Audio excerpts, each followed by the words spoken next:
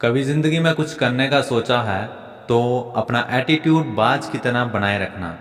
कभी तोता मत बनना। तोता बोलता तो बहुत है पर ज़्यादा ऊंचाई पर उड़ नहीं सकता, लेकिन बाज बोलता बहुत कम है पर उसकी उड़ान आसमान को भी चीर देती है और बादलों के ऊपर जाके उड़ता है। आज मैं आपको 5 ऐसी चीजें बताऊंगा जो आपको बाज की जिंदगी से सीखनी चाहिए, जो आपकी जिंदगी को डेफिनेटली बदल के रख देंगी। First thing is that eagle fly alone. बाज अकेला उड़ता है और हर पंछी से ऊंचा उड़ता है। बाज कभी भी चिड़िया या अन्य छोटे पंछियों के साथ नहीं उड़ता। ईगल हमेशा ईगल के साथ उड़ता है या अकेला उड़ता है।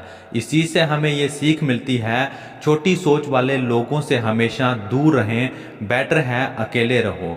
अपनी उड़ान को उड़ने के लिए जितना आप अपने आप को इस्तेमाल करोगे, जितना आप अपने आप को सेल्फ मोटिवेट करोगे, वो सबसे बेस्ट है। और अपनी उड़ान के लिए हमेशा अकेले उड़ जाओ तो अच्छा होगा। दोस्त चाहे कितना ही प्यारा या कितना ही आपका करीबी क्यों ना होगा, लेकिन कभी ना कभी वो आपको धोखा दे सकता है। लेकिन अगर आप अपने आप पे भरोसा रखते हैं और अपनी लड़ाई खुद लड़ते हैं, अपनी उड़ान को खुद अकेले उड़ते हो, तो कोई भी आपको धोखा नहीं दे सकता। इवन पूरे संसार की पूरी ब्रह्मांड की शक्तियां आपके साथ होकर आपकी हेल्प करने के लिए तैयार हो जाएंगी। लेकिन मेरा यकीन मानना, अगर आप किसी ऐसे मनुष्य के ऊपर अगर निर्भर हो और उसके साथ रह के आप पूरा काम करना चाहते हो, तो हो सकता है कभी ना कभी वो आपका साथ छोड़कर आपको अकेला छोड़ दे।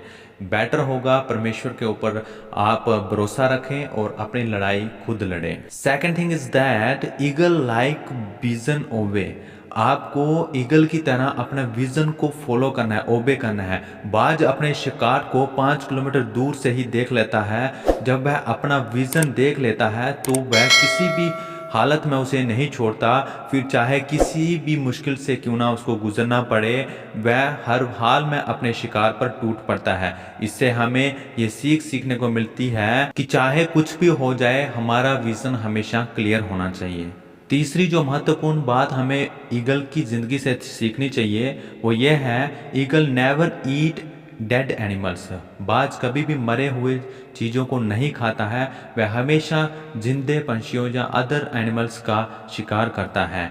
इससे हमें ये सीखने को मिलती है कि कभी भी हमें अपने पास्ट को लेकर नहीं सोचना चाहिए। हमें हमेशा अपने प्रेजेंट और फ्यूचर को सोचना चाहिए। पास्ट में जो हो गया वो यादें मर गई, उनको मार दो। जब तक आप अपने पास्ट को प्रेजेंट में रख कर जियोगे, तब तक आपको आपका पास्ट प्रेजेंट में जीने नहीं देगा। इसलिए बेटर होगा कि कभी भी आप अपनी पास्ट में जितने भी बुरी चीज़ें क्यों ना हुई हो, उनको अपने प्रेजेंट में हावी मत होने दीजिएगा। Fourth thing is that eagle gets very excited when a storm comes. आंधी या तूफान आने पर बाज बहुत खुश हो जाता है, जबकि बाकी पंछी जो हैं मायूस होकर अपना रहन बसेरा खोजते हुए यहाँ वहाँ घूमते हैं। लेकिन वही बाज जो है उन्हीं हवाओं का, उन्हीं तूफान का मदद लेते हुए उन बादलों को चीरता हुआ बादलों के ऊपर जाके उड़ता है। इससे हमें बहुत बड़ी सीख सीखने को मिलती है कि अपनी मुसीबतों में भी मजा ढूंढो। किसी महान इंसान ने कहा है, every problem come with an equal और ग्रेटर अपॉर्चुनिटी। मतलब कि हर समस्या आपके लिए उससे भी बड़ा अवसर लेके आती है। तो उस बाज की तरह अपने अवसर को पहचानो। जिस दिन अपने अवसर को पहचान लोगे, उस दिन सारी मुश्किलों को नीचे और आप उनसे ऊपर होंगे। पांचवी और हमारी आज की वीडियो की आखिरी सीख जो है, हमें ईगल की ज़िंदगी से ये सीखने को मिलती है, eagle remove soft grass from its nest. यानी कि बाज जो है अपने घोंसले से सॉफ्ट जो घास होती है उसको निकाल देता है, ताकि बाज के जो बच्चे हैं वो कंफर्ट जोन में ना रह सकें। क्योंकि कंफर्ट जोन में रहने पर वह उतनी ऊंची उड़ान नहीं भर पाएंगे और ना ही वहाँ से बाहर कभी निकलना चाहेंगे। क्योंकि अगर वह बच्चे उस घोंसले में कंफर्ट हो गए तो वह बाहर आना पसंद नहीं करेंगे।